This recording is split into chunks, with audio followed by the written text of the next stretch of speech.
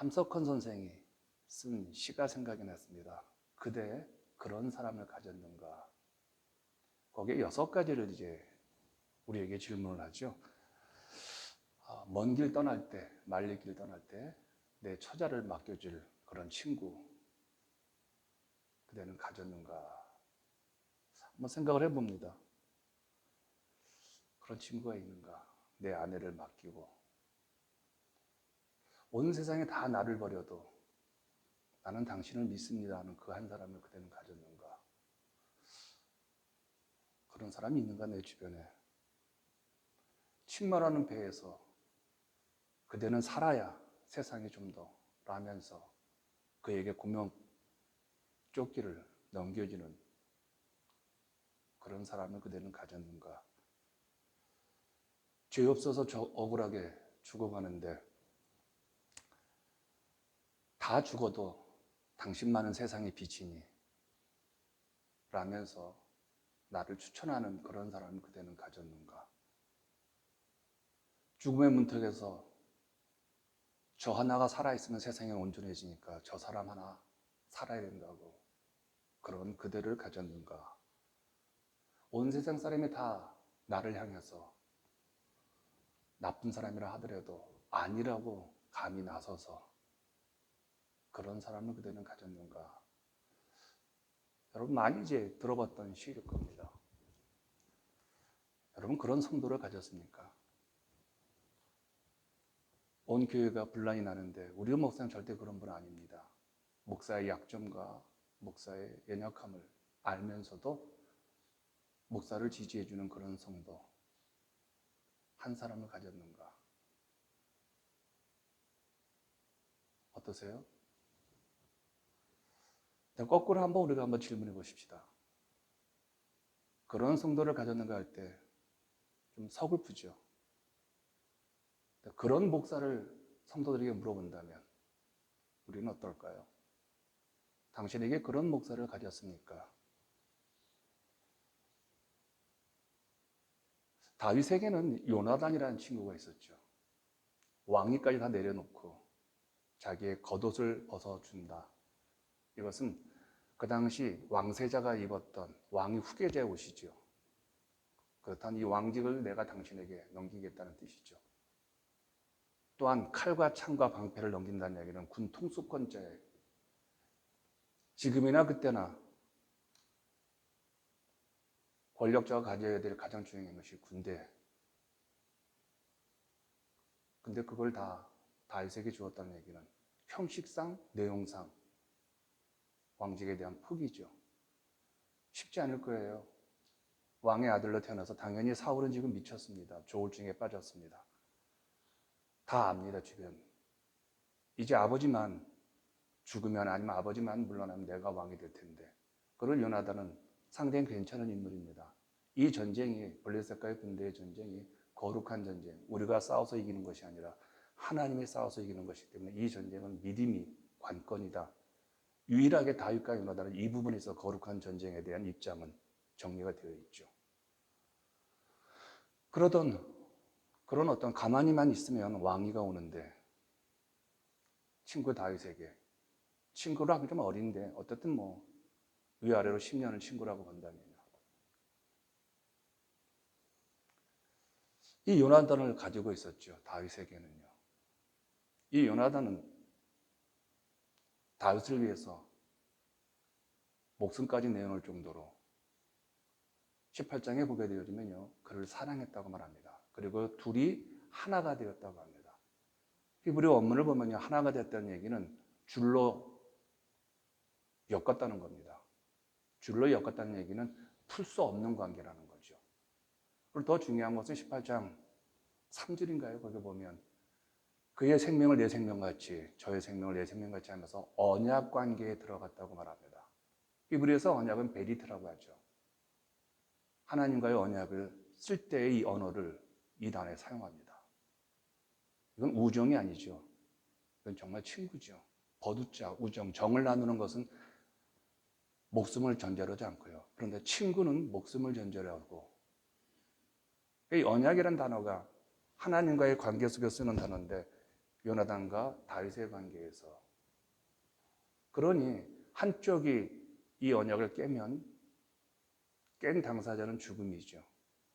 그 정도로 끈적끈적한 이 언약 관계로 이 둘이 우정을 맺고 인생을 살아가면서 한 사람은 사라지고 한 사람은 높여주는 그런 친구 관계가 되었던 것을 보게 되어집니다. 우리가 읽었던 본문 속에서 한 몇 가지를 우리가 이제 추론해 본다면 아마 첫 번째 우리가 추론해서 단계를 이걸 겁니다. 사울은 블레셋이라는 군대를 통해서 다윗을 제거를 하려고 했었습니다. 끊임없이 전쟁터에 내보냅니다. 그러면서 다윗이 거룩한 전쟁이라는 것을 아니까 사울은 전혀 이 전쟁이 거룩한 전쟁이라는 생각을 가졌던 적이 없습니다.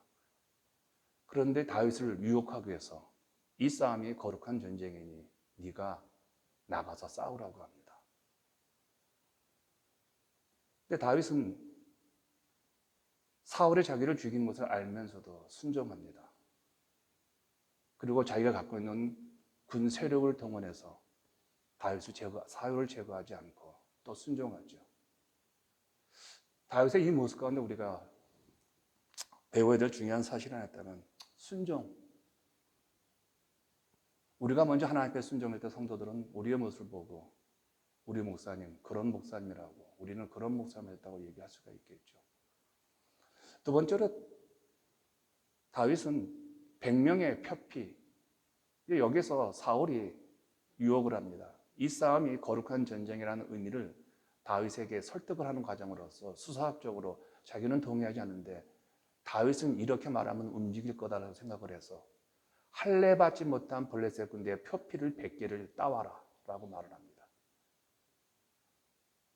왜 이 요구를 하느냐면 사울은 이런 말이 있죠. 적은 내 곁에 두는 것이다. 그래야 뭘 하는지 주목할 수 있으니까요. 그래서 결혼 전략을 세웁니다. 첫째 딸 메랍인가요? 근데 이미 이 첫째 딸은 이미 결혼하였습니다. 그러니까 줄 생각이 없었던 거예요. 이미 결혼한 첫째 딸을 네가 이렇게 요구를 하죠. 그래서 자기 수하에 계속 두려고 하죠. 그러나 두 번째 거절을 하죠. 그다음 두 번째 미갈이 좋아하는 거라고. 그러자 다윗이 겸손하게 그러죠. 우리 같이 천한 사람이 어떻게 왕과 사돈 관계를 맺습니까? 제가 사위가 될 수 있습니까? 라고 하면서 거절을 합니다. 만약에 거절하지 않았다면 사울과 같은 사람은 아, 다윗이 권력욕이 있구나 라고 했을 겁니다. 근데 철저하게 거부를 하죠. 그러자 다윗이 계속 거절하지 채 미갈을 주면서 할례 받지 못한 블레셋 군대 100명을 라고 합니다. 여기에 다윗이 뛰쳐나가죠. 거룩한 전쟁이라면 그것이 사울왕의 자기를 죽이는 그런 덫으로 사용하는 용어이고 그런다 할지라도 하나님의 이름이 나왔기 때문에 그걸 뛰쳐나갑니다. 그리고 100명이 아니라 200명의 블레셋 군대의 표피를 따온 것을 보게 되어지죠. 우리가 목회를 하다 보면 또 신앙생활을 하다 보면 적정선에서 우리가 타협할 때가 있습니다. 신앙도. 근데 저는 아직까지 타협하고 신앙생활 해본 적이 없는 것 같아요. 지금도 최선을 다하는 것 같아요. 헌금 생활도 저는 제 아내를 보면 참 존경합니다. 최선을 다하는 것 같아요. 봉사도 그렇고요. 저도 그런 부분에 있어서는 여전히 타협하지 아니하고 힘들고 어려운 상황이 오더라도 그냥 내 할 일을 묵묵히 해나가는 걸 보면요. 오늘 우리가 이런 목사를, 이런 성도를 보면 우리에게는 의미가 있겠죠.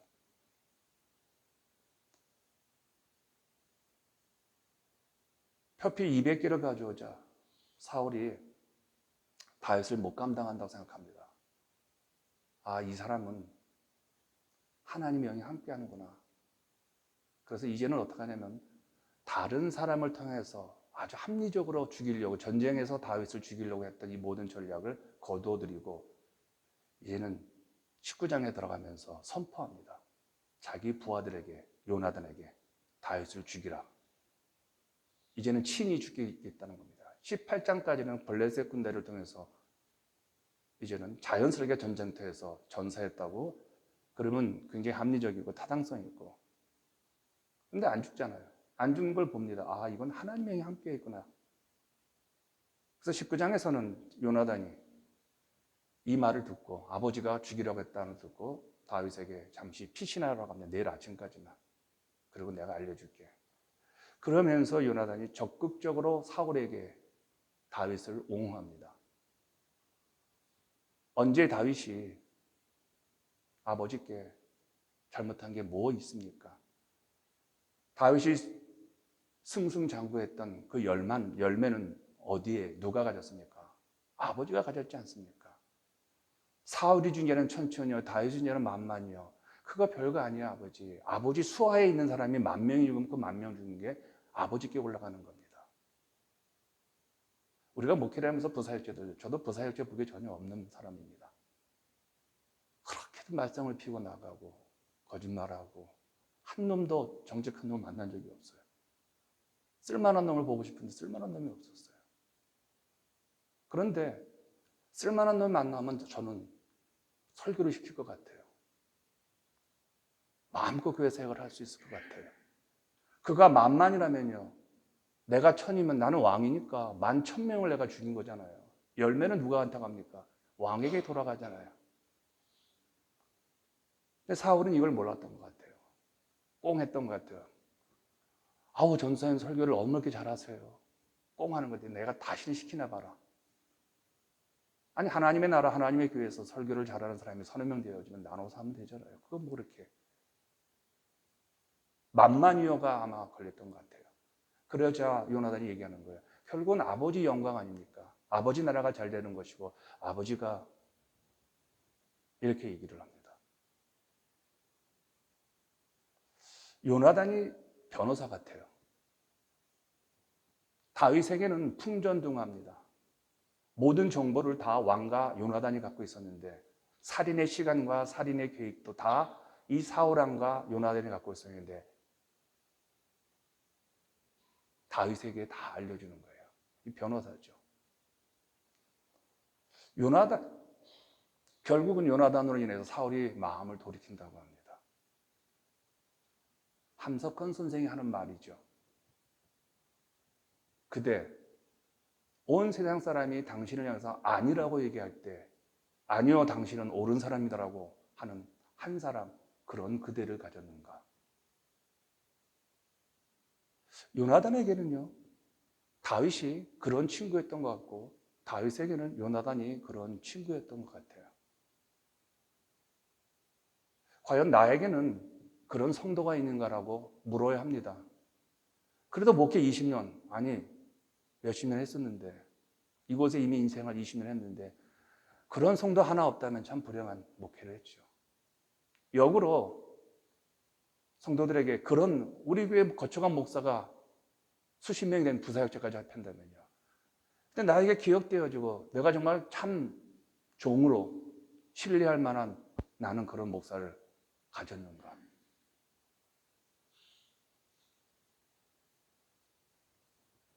오늘 본문을 제가 묵상하면서 이제 그런 생각을 좀 해본 겁니다. 나는 그런 목사인가? 나는 그런 성도를 가졌는가 하는 제가 답을 안 하려고 합니다. 근데 나는 부사역자들에게 그런 존경받는 그런 패스터로서 그들에게 영향력을 주고 있는가? 성도들에게 우리 목사님 인격적으로 좀 못나서도 그래도 하나님의 뜻대로 살려고 노력하는 분야라는 것을요. 최근에 한 목사님과 대화를 한다. 그 목사님이 이제 한 20, 30년 전에, 20년 전에 한국에서 교회 잘 세우시고 미국으로 이민을 오셨습니다. 한국에 이런 미국이나 교회를 세울 때는 은행 돈을 빌려서 세우잖아요. 자기 돈과 함께 은행 빚대요. 난 몇 억을 아마 이제 못 갚으시고 미국 이민 왔는데 이민 생활하시면서 그 교회 빚을 다 갚으셨다는 거예요. 난 놀랐어요. 이미 사역을 그만두었으면 그 교회가 빚과 이 모든 걸 다 떠안아야 되거든요. 저도 이 교회 부임했을 때 빚을 거의 100만 불을 빚을 제가 떠안았었어요. 후임 전임 담임전공사 걸 떼어안고 지금 갚은 분 없었어요. 전 제가 다 갚았어요, 거의. 근데 그 목사님은 후임 목사도 있고 성도들도 있는데 자기가 세운 개척교회고 후임교회와 후임 목사들에게 손해를 안 끼치려고 여기 와서 청소하고 그러면서 몇 억을 갚은 거예요. 그런 목사 가진 성도들은 그런 목사가 있다는 거죠. 근데 그런 성도를 가졌습니까? 그런 목사를 가졌습니까? 요나단과 다윗의 관계 속에서 우리가 좀 고민을 해볼 필요가 있습니다. 여러분들 어떤 목사입니까? 어떤 성도입니까?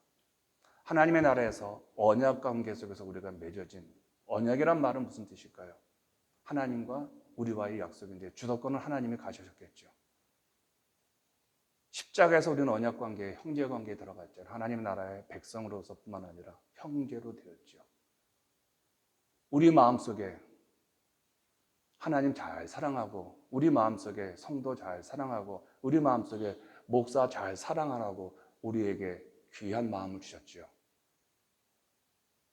그 귀한 마음, 창조의 귀한 마음을 입 만나면 이쁘게 만들어서 그 임에게 드리라고 했는데 우리는 그 마음을 어디다 팔아먹고 상처받고 갈가지고 찢어진 그 마음을 그런데 그 임이 저 언덕곡에 넘어가는데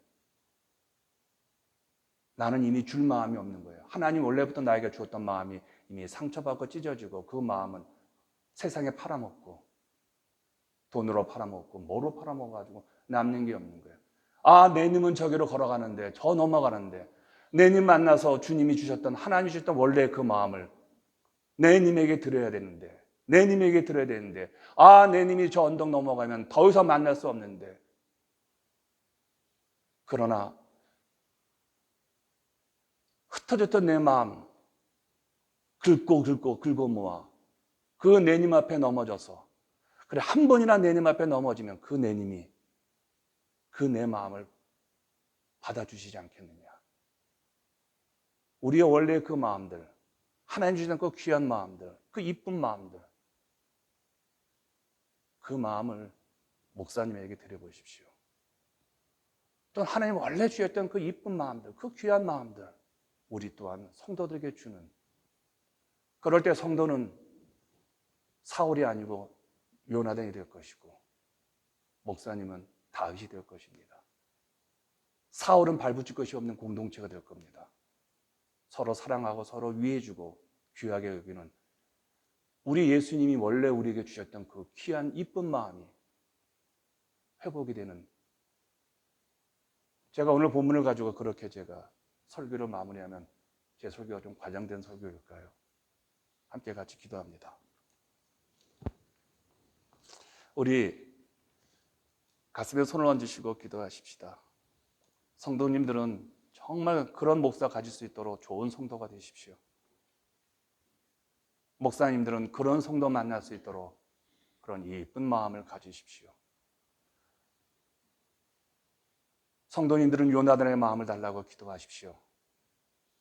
우리 목회자들은 다윗의 마음을 달라고 우리 함께 같이 합심해서 한 2분 정도 같이 기도합니다.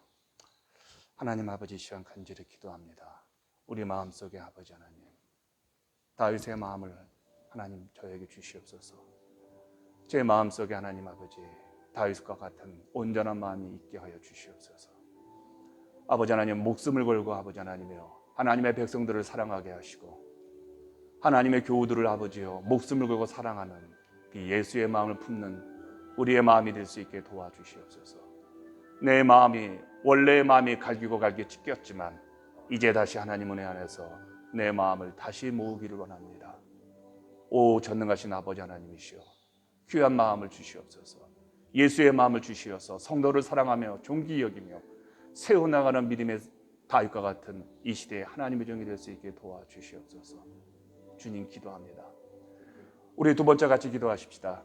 이 지역에 모두 있는 한인교회들이 정말 예수의 마음을 품게 해달라고요. 원래의 마음으로 새롭게 교회를 회복하며 하나님의 부흥을 경험하는 모든 이민교회 되도록 이 버지니아 지역의 교회들이 되도록요. 우리 오른손을 들어서 우리 이 지역의 교회들을 축복하며 목회자들과 성도들을 축복하는 내일 예배 가운데 거룩한 공동체 회복의 예배가 되게 해달라고 함께 같이 기도합니다. 하나님 아버지 축복합니다. 하나님 아버지 이 지역의 모든 이민교회들 놓고 기도합니다. 아니 버지지역의 모든 교회들 놓고 기도합니다. 회복의 은혜와 아버지 하나님의 영광의 예배가 영광의 교회가 되게 도와주시옵소서. 내 주 아버지 앞에 간구합니다. 하나님의 살아계심을 두고 맹세합니다. 하나님 아버지 내일 예배 가운데 역사가 일어나게 하시며 하나님의 거대한 부흥의 바람이 불어오게 하시고 하나님의 은혜의 역사가 시작되며 은혜의 역사가 귀한 영광이 나타나게 도와주시옵소서. 하나님은 살아계신 하나님이십니다. 우리의 주인이십니다. 아버지 우리 이민교회가 아버지 하나님이여 다시 회복되게 하시고 복음의 아버지여 수단이 되게 하시고 하나님의 이름을 높여드리는 교회들 되게 하시며 목회자들이 아버지여 깨어 기도하며 하나님의 은혜 앞에 서서 하나님 앞에 인도받게 주여 도와주시옵소서. 모든 성도들이 아버지 하나님의 회복되어지며 하나님의 은혜 앞에 회개하며 주 앞에 나아갈 수 있게 인도하여 주시옵소서. 전능하신 아버지 앞에 간절히 기도합니다. 거룩하신 내 아버지 앞에 간절히 기도합니다. 하나님이시여 내일 예배 가운데 함께하여 주시옵소서. 하나님 내일 예배 설교자들에게 은혜를 주시옵소서. 말씀이 아버지 살아 운동력 있어 자외나 생검처럼 우리의 심령과 골수를 쪼개는 아버지여 거룩한 설교가 이루어지게 하시고 성도들이 은혜 받을 수 있도록 그리하여 아버지여 천국의 예배가 되게 주여 내일 모든 예배마다 하나님 역사하여 주시옵소서.